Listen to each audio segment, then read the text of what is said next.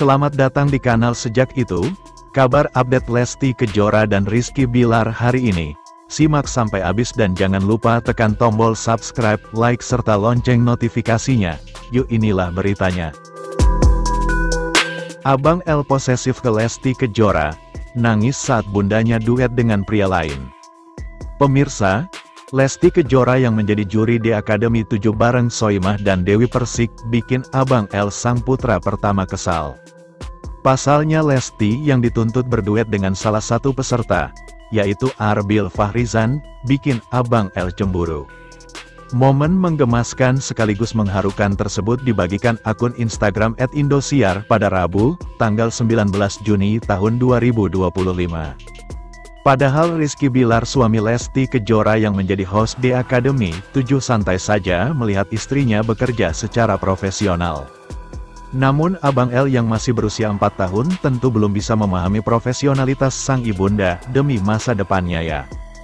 Dalam gendongan dan pelukan Rizky Bilar, Abang L terus menangis setelah sempat mengomel ketika memergoki Lesti Kejora bermesraan dengan pria lain selain ayahnya. "Abang kenapa sayang? Bunda kan cuma nyanyi aja," tanya Lesti Kejora. "Omelin aja, jangan pas papa syuting sama cewek aja kamu cepuin, omelin cepet biar adil," hasut Rizky Bilar. Sayangnya Abang L tetap menangis. Lesti Kejora pun mengungkap sebenarnya tidak diizinkan menyanyi dengan pria lain oleh Abang L. "Tadi pas di belakang, Dede bilang, abang bunda mau nyanyi sama omnya boleh gak? Gak males, abang marah," beber Lesti. Tak ayal Abang L tak henti menangis di pelukan Rizky Bilar, mengundang tawa Soimah yang gemas melihat kelucuannya. "Tadi papa nyuruh abang ngomel-ngomel, tapi nggak sampai nangis sekali," seloroh Rizky Bilar. Kendati begitu, Rizky Bilar terus menenangkan Abang L dan memberikan perhatian. "Abang, bunda itu memang harus duet sama yang lain, karena kasihan kalau duet sama papa mulu," kata Bilar yang justru makin mengundang gelak tawa seisi studio. Warganet pun ikut gemas melihat Abang L, segitu sayangnya Abang L sama papa bundanya, gak boleh sama yang lain, pinter banget sih, puji akun @senjabula, ngambeknya lucu abang dia gak mau lihat bundanya nyanyi sama cowok lain posesif banget ya Allah. Mau komen apa nih, selanjutnya? Lesti Kejora sakit hati dibilang pelaku pembajakan. Pemirsa, Lesti Kejora sempat menjadi perbincangan karena sedang mengalami konflik dengan Yoni Dores. Lesti Kejora diketahui sudah dipolisikan oleh Yoni Dores hingga membuatnya ramai di media sosial. Yoni Dores melaporkan Lesti Kejora dengan kasus pelanggaran hak cipta yang dilakukan pedangdut itu sejak beberapa waktu lalu. Kini Lesti Kejora akhirnya buka suara lewat kuasa hukumnya, Sadra Seskoadi, terkait tuduhan pelanggaran hak cipta yang dilayangkan oleh pencipta lagu Yoni Dores. Dalam pernyataan terbarunya, Sadra membantah sejumlah klaim yang dinilai tidak sesuai fakta. Termasuk tudingan bahwa Lesti Kejora menolak bertemu dengan Yoni Dores serta telah mengunggah lagu milik pencipta tersebut secara ilegal untuk keuntungan pribadi. Salah satu poin yang diklarifikasi adalah soal ketidakhadiran Lesti saat Yoni disebut pernah mendatangi kediamannya. Menurut Sadra, pada saat itu kliennya memang tidak berada di rumah karena tengah menjalani kegiatan syuting di luar. Sehingga dari beberapa statement yang disampaikan Bapak Yoni Dores yang menyebutkan tidak diberikan ruang, tidak diberikan waktu untuk melakukan pertemuan, itu kami anggap tidak sesuai dengan fakta, kata Sadar di kawasan Kembangan, Jakarta Barat. Tak hanya itu, klaim Yoni mengenai jumlah somasi yang telah dilayangkan pun turut dibantah. Pihak ibu dua anak itu menegaskan bahwa mereka hanya menerima 1 somasi resmi. Pada faktanya hanya diterima 1 kali. Pihak Lesti Kejora juga tentunya berupaya untuk membuka akses berdiskusi dengan Yoni Dores karena menganggap ini hanya salah paham.